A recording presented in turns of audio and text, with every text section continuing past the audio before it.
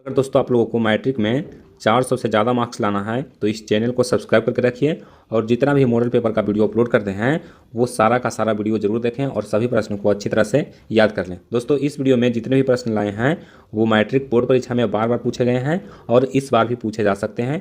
तो आप लोग वीडियो को शुरू से अंत तक देखिए और अगर आप लोगों को वीडियो पसंद आता है तो वीडियो को लाइक जरूर करें। तो चलिए हम लोग पहला क्वेश्चन से वीडियो को स्टार्ट करते हैं।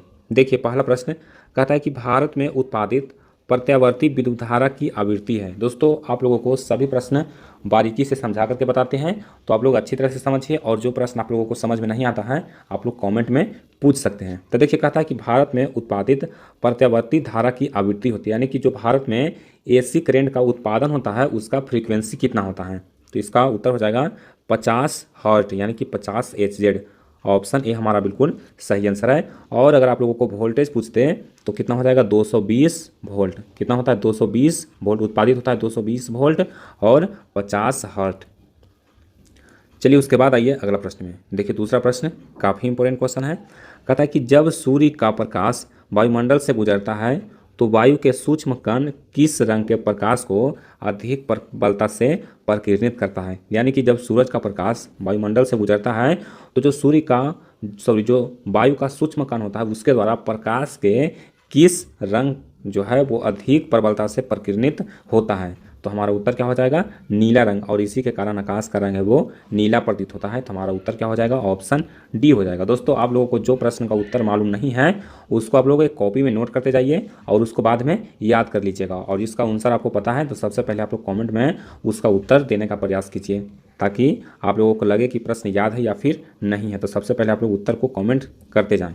देखिए तीसरा क्वेश्चन कहता है कि निम्नलिखित में से कौन उत्तल दर्पण की फोकस दूरी है जिसकी वक्रता त्रिज्या 32 सेंटीमीटर है। देखिए कहता है कि कौन उत्तल दर्पण की फोकस दूरी है जिसकी वक्रता त्रिज्या 32 सेंटीमीटर है। यानी कि एक उत्तल दर्पण की वक्रता त्रिज्या को दिया हुआ 32 सेंटीमीटर और फोकस दूरी पूछा गया है। तो देखिए सबसे पहले यहाँ पर देखिए उत्तल दर्पण है तो इसका फोकस दूरी क्या होगा पॉजिटिव होगा यानी कि प्लस में होगा।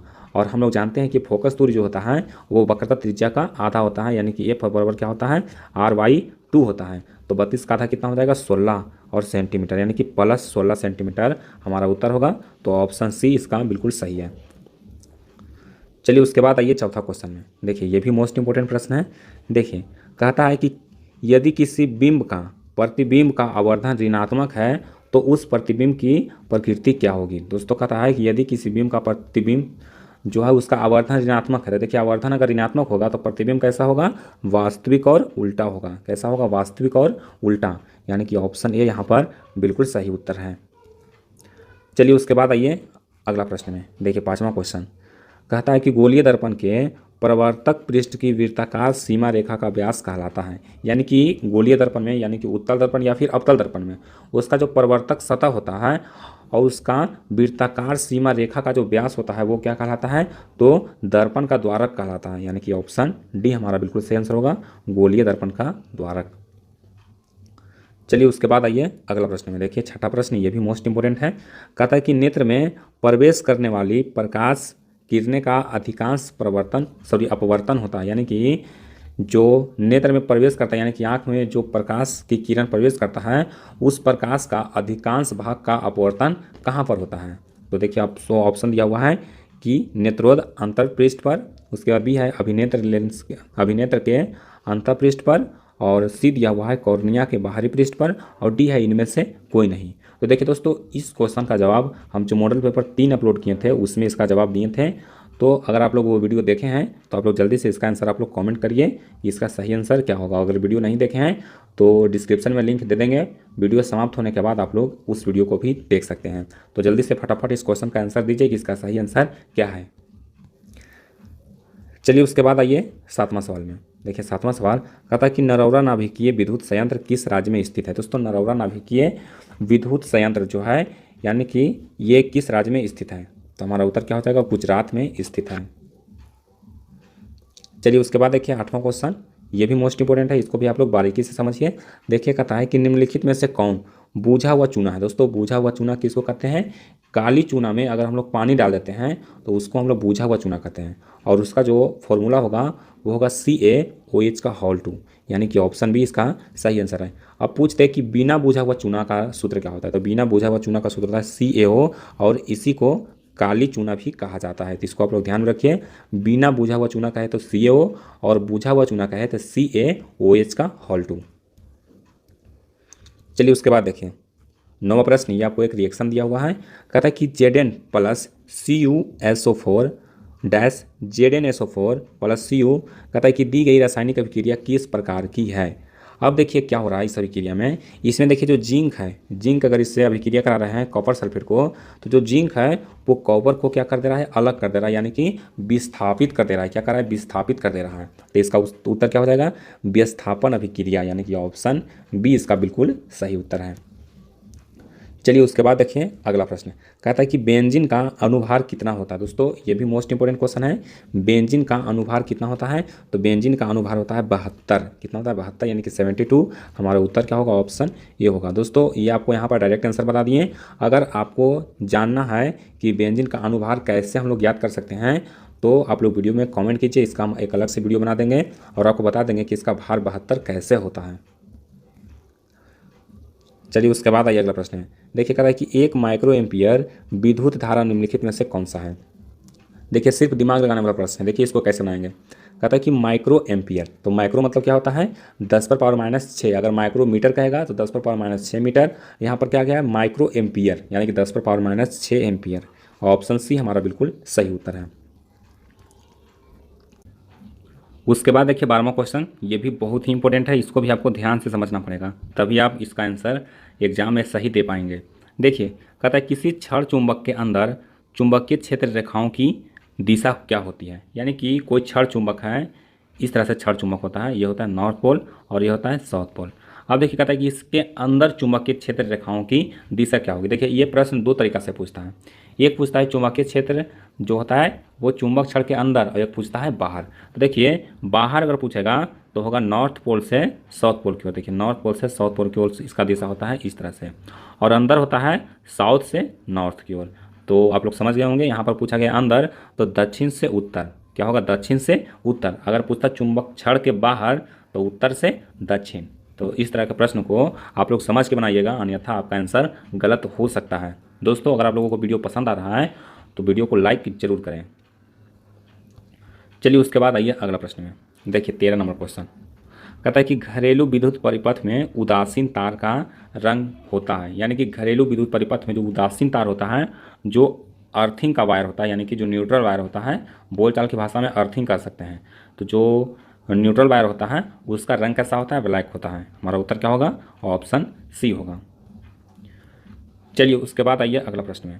देखिए कहता है कि किस युक्ति में विभक्त वलय दिक् परिवर्तन का कार्य करता है। अब देखिए इसको समझिए क्या कर रहा है कि कहता है कोई युक्ति यानी कि कौन सा इंस्ट्रूमेंट है उसमें विभक्त वलय, यानी कि जो वलय होता है वो इस प्रकार से होता है, ये ध्रुव जो होता है उसके बाहरी ओर लगा होता है विभक्त वलय, वो कहता है दिक् परिवर्तन यानी कि दिशा परिवर्तन का कार्य करता है। तो क्या होता है डायनेमो में, यानी फिर जनरेटर में क्या होता है कि ये इसका जैसे इसका देखिए उस ऊपर में विद्युत वलय लगा हुआ रहता है, ये डायरेक्शन चेंज करने का काम करता है। तो ये किस में होता है, तो विद्युत जनरेटर में, यानी कि जनरेटर में या फिर डायनेमो में भी इसका उत्तर सही हो सकता है। उसके बाद आइए अगला प्रश्न में। देखिए 15 नंबर क्वेश्चन, कहता है कि जल विद्युत संयंत्र यानी कि हाइड्रो इलेक्ट्रिक पावर प्लांट, इसको इंग्लिश में क्या कहते हैं हाइड्रो इलेक्ट्रिक पावर प्लांट, कहता है कि किस ऊर्जा को विद्युत ऊर्जा में रूपांतरित करता है। दोस्तों किस ऊर्जा को विद्युत ऊर्जा में रूपांतरित करता है, तो सबसे पहले आपको जानना होगा कि जल विद्युत संयंत्र यानी कि हाइड्रो इलेक्ट्रिक पावर प्लांट क्या होता है। तो देखिए क्या होता है, ये नदी पर क्या करते हैं डैम बनाया जाता है, और यहाँ तक मान पानी ऊपर से भर गया और पानी को ऊपर क्या किया जाता है, तो ये डायनेमो की अथी लगा होता है, इसमें घिरनी टाइप का, और उस पर पानी गिराया जाता है, तो ये घूम के विद्युत उत्पादन करता है, यानी इसमें जनरेटर लगा दिया जाता है। तो क्या करता है ये जो है वो पानी का स्थितिज ऊर्जा जो होता है उसको विद्युत ऊर्जा में परिवर्तित करता है। यानी कि जब टरबाइन पर पानी गिरता है तो उसके साथ में डायनेमो घूमता है और उससे विद्युत का उत्पादन होता है। तो पानी के अंदर कौन सा ऊर्जा रहता है, स्थितिज ऊर्जा रहता है। हमारा उत्तर क्या हो जाएगा, ऑप्शन डी हो जाएगा। चलिए उसके बाद आइए अगला प्रश्न में। देखिए कहता है कि जब मैग्नीशियम फीता को जलाया जाता है तो उत्पन्न आग की लौ होती है। यानी कि जब मैग्नीशियम का फीता उसको हम जब जलाएंगे तो उसका जो लौ का रंग होगा वो कैसा होगा, तो चमकीला उजला होगा। यानी कि ऑप्शन सी हमारा बिल्कुल सही आंसर है। इसको आप लोग प्रैक्टिकली करके देख सकते हैं या फिर सिंपली इसको याद भी रख सकते हैं। उसके बाद देखिए अगला प्रश्न, ये भी मोस्ट इंपोर्टेंट है। देखिए ये प्रश्न देखने में बड़ा लग रहा है लेकिन बहुत ही आसान क्वेश्चन है, इसको आप लोग अच्छे से समझिए। देखिए कहता है कि एक जांच प्रणाली में लिए गए विलियन में एक लोहे का, यहाँ पर देखिए मिस टाइप हो गया, लोहे का कील को डुबाया जाता है। क्या कहता है, लोहे की कील को डुबाया जाता है। कहता है कि आधे घंटे बाद यह देखा गया कि विलियन का रंग परिवर्तन हो चुका है, तो उस जांच प्रणाली में विलियन था। यानी कि कोई जांच प्रणाली है, इस तरह से प्रणाली रहता है, इस जांच प्रणाली है। कहता है इसमें एक लोहे का कील डुबाया जाता है और इसमें कोई विलियन पहले से है, तो विलियन का रंग है वो चेंज हो जाता है। तो देखिए चेंज हो जाता है तो उसमें कौन सा विलियन हो सकता है, यही आपको दिमाग लगाना है। तो आपका एक थ्योरी पढ़ना है कि जब कॉपर सल्फेट के विलियन में लोहे का कील डुबाया जाता है तो विलियन का रंग है वो चेंज हो जाता है, यानी कि बदल जाता है। तो हमारा उत्तर क्या होगा, कॉपर सल्फेट CuSO4, यानी कि ऑप्शन बी इसका सही उत्तर है। चलिए उसके बाद आइए अगला प्रश्न में। देखिए कहता है कि निम्नलिखित में से कौन सा यंत्र का उपयोग रक्त दाब मापने में किया जाता है। दोस्तों कौन सा यंत्र का उपयोग हम लोग रक्त दाब, यानी कि इसी को इंग्लिश में ब्लड प्रेशर कहते हैं, यानी कि इसी को शॉर्ट में बीपी भी कहते हैं। तो बीपी का जो मापने का यंत्र है वो कौन सा है, तो स्फिग्नोमैनोमीटर होता है। स्फिग्नोमैनोमीटर के द्वारा हम लोग रक्तचाप या फिर रक्त दाब, ब्लड प्रेशर, जो भी आप इसको कह सकते हैं, उससे मापा जाता है। अब देखिए आपको इसके बारे में थोड़ा सा डिफाइन कर देते हैं। बैरोमीटर जो होता है उससे वायु दाब मापा जाता है। आप लोग को ये प्रश्न कंपटीशन में काम देगा कि बैरोमीटर के द्वारा क्या मापा जाता है, तो वायु दाब को बैरोमीटर के द्वारा मापा जाता है। और वोल्ट मीटर के बारे में आप लोग जानते होंगे कि विद्युत विभवांतर का मापन किया जाता है किससे, वोल्ट मीटर के द्वारा। और ए मीटर के द्वारा विद्युत धारा का मापन किया जाता है। तो आप लोग बैरोमीटर वाला क्वेश्चन याद रखिए, ये आपको कंपटीशन में पूछा जाता है कि बैरोमीटर से हम लोग क्या मापते हैं, तो वायु दाब मापते हैं। चलिए उसके बाद आइए अगला प्रश्न में। देखिए 19वां क्वेश्चन, ये भी मोस्ट इंपोर्टेंट क्वेश्चन है। देखिए कहता है कि रक्त का कौन से अवयव रक्त स्राव के मार्ग को थक्का बनाकर अवरुद्ध करता है। यानी कि रक्त का वह कौन सा अवयव है जब कहीं पे कट जाता है तो उसके जो स्राव होता है उसको रोक कर थक्का बनाता है, यानी कि रक्त को जमाने का काम करता है। तो जो प्लेटलेट्स होता है वो ये काम करता है, यानी कि रक्त को थक्का जमने में कौन मदद करता है, तो प्लेटलेट्स, यानी कि ऑप्शन सी इसका करेक्ट आंसर है। उसके बाद आइए 20वां क्वेश्चन में। देखिए कहता है कि अक्टू ग्रंथि को थायरॉक्सिन हार्मोन बनने के लिए क्या आवश्यक है, तो इसका सही उत्तर क्या हो जाएगा। देखिए इसके लिए सोडियम, क्लोरीन, फास्फोरस तीनों आवश्यक है, यानी कि ऑप्शन डी होगा इनमें से सभी। चलिए उसके बाद आइए अगला प्रश्न में। देखिए कहता है कि मस्तिष्क का कौन सा भाग शरीर की स्थिति तथा संतुलना का अनुरक्षण करता है, तो इसका सही उत्तर क्या होगा, अनुमस्तिष्क, यानी कि ऑप्शन सी इसका करेक्ट आंसर है। चलिए उसके बाद आइए अगला प्रश्न में। देखिए कहता है कि पादप हार्मोन साइटोकाइनिन सहायक है। दोस्तों जो पादप हार्मोन साइटोकाइनिन है वो किस चीज़ में सहायक होता है, तो देखिए दोस्त पेड़ पौधे में जो साइटोकाइनिन होता है वो लंबाई में वृद्धि, तना में वृद्धि और ये वृद्धि हार्मोन है। तो देखिए आपको ऑप्शन सब समझ में आएगा। कहता है कि प्रोहर के अग्रभाग की लंबाई में वृद्धि करना, उसके बाद तने के वृद्धि के लिए, सी है पादप की प्रकाश की ओर मुड़ने के लिए और डी इनमें से सभी। दोस्तों इसका जो उत्तर होगा वो हो जाएगा ऑप्शन डी इनमें से सभी। चलिए उसके बाद देखिए 23वां क्वेश्चन, बहुत आसान क्वेश्चन है और इस तरह के एक प्रश्न आपके परीक्षा में पूछे जाते हैं, तो इसको आप लोग दिमाग लगा करके अच्छी तरह से समझ लीजिए और इस तरह का प्रश्न को कोशिश कीजिए कि गलती ना के बराबर हो। देखिए कहता है कोई विलियन नीले लिटमस पत्र को लाल कर देता है तो संभवता है, यानी कि देखिए नीला लिटमस पत्र है इसको लाल कर दे रहा है, यानी कि ये क्या हो सकता है, अम्ल हो सकता है। और अम्ल का जो pH मान होता है वो 7 से कम होता है, यानी कि 7 से कम होगा वो अम्ल होगा और 7 से अधिक होगा वो क्षार होगा। तो अगर नीला लिटमस को लाल कर दे रहा है तो वो क्या है, अम्ल है। और 7 से कम कौन है, 5 है, यानी कि इसका pH मान कितना हो सकता है, तो 5 हो सकता है। और अगर लाल लिटमस पत्र को नीला कर देगा तो क्या होगा, क्षार होगा। चलिए उसके बाद आइए अगला प्रश्न। देखिए 24 नंबर सवाल बहुत ही इंपॉर्टेंट सवाल है। देखिए कहता है कि ऑक्जेलिक अम्ल का प्राकृतिक स्रोत निम्नलिखित में से कौन है। दोस्तों ऑक्जेलिक एसिड किस में पाया जाता है, तो टमाटर में पाया जाता है। कहाँ है, टमाटर, यानी कि ऑप्शन बी हमारा बिल्कुल सही आंसर है। चलिए उसके बाद आइए 25वां क्वेश्चन। कहता है निम्नलिखित में से कौन से अधिक अभिक्रियाशील धातु है। दोस्तों सबसे अधिक अभिक्रियाशील धातु कौन सा होता है, तो सबसे पहले होता है पोटेशियम, उसके बाद होता है सोडियम। तो देखिए पोटेशियम का परमाणु जो चिन्ह होता है क्या होता है, के होता है। इसको हम लोग के से सूचित करते हैं, पोटेशियम को के और सोडियम को Na से। उसके बाद आइए अगला प्रश्न में। देखिए ये भी प्रश्न बहुत ही इंपॉर्टेंट क्वेश्चन है, इसको भी आप लोग अच्छे से समझिए। देखिए कहता है कि एक्वा रेजिया को ही क्या कहा जाता है, आम्लराज कहा जाता है। क्या कहा जाता है, आम्लराज। और इसी को रॉयल जल भी कहा जाता है। क्या कहा जाता है, रॉयल जल या फिर एक्वा रेजिया या फिर इसी को कहा जाता है आम्लराज। कहता है कि किस अनुपात में सांद्र हाइड्रोक्लोरिक अम्ल और सांद्र नाइट्रिक अम्ल का ताज़ा मिश्रण होता है। दोस्तों इसमें जो हाइड्रोक्लोरिक अम्ल होता है वो 3 अनुपात में रहता है और नाइट्रिक अम्ल होता है वो 1 अनुपात में रहता है, यानी कि इसका उत्तर हो जाएगा 3:1। चलिए उसके बाद देखिए 27वां क्वेश्चन। कहता है कि CHO प्रकार्यात्मक समूह निम्नलिखित में से कौन है। तो CHO किसका है, एल्डिहाइड का है। किसका है, एल्डिहाइड का, यानी कि ऑप्शन डी इसका सही उत्तर है। चलिए उसके बाद देखिए कहता है कि प्रोपेन का अणुसूत्र C3H8 है। इसमें देखिए C3H8 में क्या है, इसमें कितने सहसंयोजक बंधन है। आप देखिए इसको क्या करेंगे, इसका पहले सबसे पहले कंस्ट्रक्शन यानी कि इसका संरचना सूत्र खींचेंगे। तो देखिए 3 बार कार्बन है तो 3 बार कार्बन हम लोग जोड़ लेंगे। उसके बाद देखिए सभी जगह हाइड्रोजन लगा देंगे जितना, देखिए इस तरह से यहाँ पर देखिए हाइड्रोजन हो गया, यहाँ पर हाइड्रोजन हो गया, इस तरह से सभी जगह क्या हो जाएगा, हाइड्रोजन हो जाएगा। अब इसमें सहसंयोजक बंधन खींचेंगे। देखिए यहाँ पर से 1 2 3 4 5 6 7 8 और एक 9 और एक 10, यानी कि इसमें कितने बंधन हो गए हैं, 10 को, यानी कि ऑप्शन डी हमारा सही उत्तर है। चलिए उसके बाद आइए 29वां क्वेश्चन में। देखिए 29वां सवाल कहता है कि आधुनिक आवर्त सारणी में बाएं से दाएं जाने पर परमाणु का साइज यानी कि आकार होता है वो क्या होता है, घटता है। बाएं से दाएं जाएंगे तो क्या होगा, घटता है। चलिए उसके बाद देखिए कहता है कि आधुनिक आवर्त सारणी में कितने ऊर्ध्वाधर स्तंभ हैं। कितना है, कितने ऊर्ध्वाधर स्तंभ हैं, तो 18 है। चलिए उसके बाद आइए अगला प्रश्न में। देखिए 31 नंबर सवाल बहुत ही इंपॉर्टेंट है, ये भी बड़ा है लेकिन बहुत ही आसान क्वेश्चन है।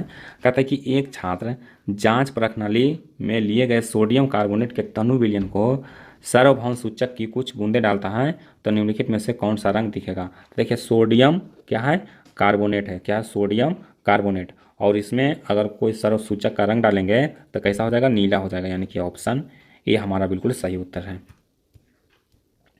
चलिए उसके बाद देखिए कहता निम्नलिखित में से कौन आहार श्रृंखला का निर्माण करता है। ये भी क्वेश्चन हम पहले बता चुके हैं। इसका आंसर होगा घास, बकरी और मानव।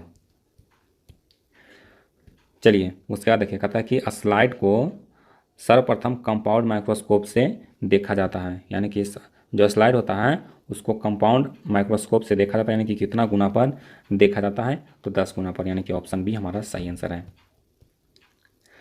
चलिए उसके बाद देखिए 34 नंबर सवाल। ये भी प्रश्न आपकी परीक्षा में बार बार पूछे गए हैं कि दो तंत्रिका कोशिका के मध्य खाली स्थान को कहते हैं। दोस्तों दो तंत्रिका कोशिका के मध्य खाली स्थान को क्या कहते हैं, सीनेप्स कहते हैं। क्या कहते हैं, सीनेप्स कहते हैं। चलिए उसके बाद आइए कहता है कि स्त्रियों में लिंग गुणसूत्र का युग्म होता है। दोस्तों स्त्रियों में लिंग गुणसूत्र का कौन सा युग्म होता है, तो XX रहता है, यानी कि ऑप्शन बी इसका सही उत्तर है। और पुरुष में कहेगा तो XY। चलिए उसके बाद आइए अगला प्रश्न में। देखिए कहता है कि 100 वाट का विद्युत बल्ब 250 वोल्ट के विद्युत से जोड़ा जाता है तो बल्ब में प्रवाहित विद्युत धारा का मान होगा। यानी दोस्तों ये न्यूमेरिकल क्वेश्चन है। देखिए इसको हम लोग कैसे बनाएंगे तो आप लोग समझिए। तो सबसे पहले देखिए पावर कितना दिया हुआ है, 100 वाट दिया हुआ, तो हम लिख लेंगे P बराबर लिख लेंगे 100 वाट, P बराबर 100 वाट। और वोल्टेज कितना दिया हुआ है, 250 वोल्ट। कितना दिया हुआ है, 250 वोल्ट। देखिए एक फॉर्मूला होता है P बराबर होता है VI। P बराबर क्या होता है, VI। इसको आप लोग नोट कर लीजिए। तो I बराबर क्या हो जाएगा, I बराबर हो जाएगा P बटा V, यानी कि 100 बटा 250 करेंगे, 100 बटा 250। अब देखिए इसको काटिए, 0 से 0 कट गया। उसके बाद इसको काट दिए, 5 दूना 10 और 5 बचे 25। अब देखिए इसको क्या करिए कि भागा दीजिए। इसको जब आप लोग भाग कीजिएगा तो कितना आएगा, 0.04 एम्पियर, यानी कि ऑप्शन बी हमारा बिल्कुल सही उत्तर है। चलिए उसके बाद आइए अगला प्रश्न में। देखिए कहता है कि वंशागत नियमों का प्रतिपादन किसने किया। दोस्तों वंशागत नियमों का प्रतिपादन किसने किया था, तो रॉबर्ट हुक ने किया था। सबसे पहले किसने किया था, रॉबर्ट हुक ने। उसके बाद आइए नेक्स्ट क्वेश्चन में। देखिए कहता है कि हाइड्रा में प्रजनन की विधि निम्नलिखित में से कौन है। दोस्तों हाइड्रा में प्रजनन की विधि कौन सा है, तो हाइड्रा में कौन सा प्रजनन की विधि है। देखिए आपको ऑप्शन दिया हुआ है कायिक प्रबंधन, बी है बीजाणु संगमन, और सी दिया हुआ मुकुलन, और डी दिया हुआ विखंडन। देखिए जो हाइड्रा में क्या होता है, तो हाइड्रा में होता है मुकुलन। चलिए उसके बाद आइए अगला प्रश्न। देखिए कहता है कि पुष्प का कौन सा भाग परागकण बनाता है। दोस्तों पुष्प का यानी कि फूल का कौन सा भाग है वो परागकण बनाता है, तो हमारा उत्तर जाएगा पुंकेसर यानी कि ऑप्शन सी करेक्ट है। चलिए उसके बाद आइए 40 नंबर सवाल में। देखिए कहता है निम्न में से कौन मानव में मादा जनन तंत्र का भाग नहीं है। तो ऑप्शन ए दिया हुआ है अंडाशय, बी है गर्भाशय, सी है शुक्रवाहिका और डी है डिम्बी वाहिका। तो इसका उत्तर हो जाएगा ऑप्शन सी हो जाएगा शुक्रवाहिका। चलिए उसके बाद आइए अगला प्रश्न में। देखिए कहता है कि निम्न में से कौन सा जीवाणु जनित रोग नहीं है। दोस्तों कौन है जो जीवाणु जनित रोग नहीं है। गोनोरिया, सिफिलिस, मस्सा, इनमें से सभी। तो देखिए इसका आंसर हो जाएगा मस्सा, ऑप्शन सी इसका सही उत्तर है। चलिए उसके बाद आइए 42 नंबर सवाल में। देखिए कहता है कि इनमें से कौन पादप हार्मोन है। दोस्तों कौन है वो पादप हार्मोन है। तो देखिए इंसुलिन, थायरॉक्सिन, एंड्रोजन और साइटोकाइनिन। तो देखिए साइटोकाइनिन के बारे में आपको पहले बताए थे कि यह पेड़ पौधे में बढ़ने में मदद करता है। तो इसका उत्तर क्या हो जाएगा, ऑप्शन डी हो जाएगा। चलिए उसके बाद आइए अगला प्रश्न में। देखिए कहता है कि मेरुरज्जु निकलता है। दोस्तों मेरुरज्जु कहाँ से निकलता है, तो मेंडुला से निकलता है, ऑप्शन डी इसका करेक्ट आंसर है। चलिए उसके बाद आइए 44 नंबर सवाल में। देखिए कहता है कि पादपों में पाया जाने वाला वृद्धि हार्मोन निम्नलिखित में से कौन है। दोस्तों पादपों में पाया जाने वाला वृद्धि हार्मोन कौन है, तो साइटोकाइनिन है और जिबरेलिन है। हमारा उत्तर क्या हो जाएगा, ऑप्शन ए हो जाएगा। चलिए उसके बाद आइए अगला प्रश्न में। देखिए कहता है निम्न में से कौन बौने पौधे को दर्शाता है। दोस्तों निम्न में से कौन बौने पौधे को दर्शाता है, तो दोनों स्मॉल टी होगा वो बौने पौधे को दर्शाता है। उसके बाद देखिए 46 नंबर क्वेश्चन कहता है कि निम्नलिखित में से कौन पर्यावरण के अनुकूल नहीं है। पैदल चलना, साइकिल से चलना, मोटरसाइकिल से चलना, इनमें से कोई नहीं। तो इसका उत्तर हो जाएगा मोटरसाइकिल से चलना। चलिए उसके बाद देखिए कहता है कि जैव विविधता का विशिष्ट स्थल है। जैव विविधता का विशिष्ट स्थल कौन सा है, तो वन है, यानी कि ऑप्शन डी हमारा सही उत्तर है। उसके बाद आइए अगला प्रश्न में। देखिए कहता है कि सुरंगम किस राज्य की जल संग्रहण व्यवस्था है। दोस्तों सुरंगम किस राज्य की जल संग्रहण व्यवस्था है, तो केरल की है। चलिए उसके बाद देखिए अगला प्रश्न। देखिए कहता है कि विद्युत शक्ति का एसआई मात्रक। दोस्तों विद्युत शक्ति का एसआई मात्रक क्या होता है, वाट होता है, और इसको कैपिटल डब्ल्यू से डिनोट किया जाता है, यानी कि सूचित किया जाता है। चलिए उसके बाद देखिए 50वां क्वेश्चन और ये लास्ट क्वेश्चन है। देखिए कहता है कि विभवांतर मापने वाले यंत्र को कहा जाता है। दोस्तों विभवांतर मापने वाले यंत्र को क्या कहा जाता है। दोस्तों इसी वीडियो के बीच में कहीं पे बताए थे कि बैरोमीटर के द्वारा क्या मापा जाता है, वायु दाब मापा जाता है, और विभवांतर है वो इस यंत्र के द्वारा मापा जाता है, बता चुके हैं। अगर आप लोग वीडियो को ध्यान से देख रहे हैं तो आप लोगों को पता होगा। अगर आप इसका उत्तर जानते हैं तो जल्दी से कमेंट कीजिए। इसका उत्तर क्या होगा, आमीटर होगा, वोल्टमीटर होगा, गैल्वेनोमीटर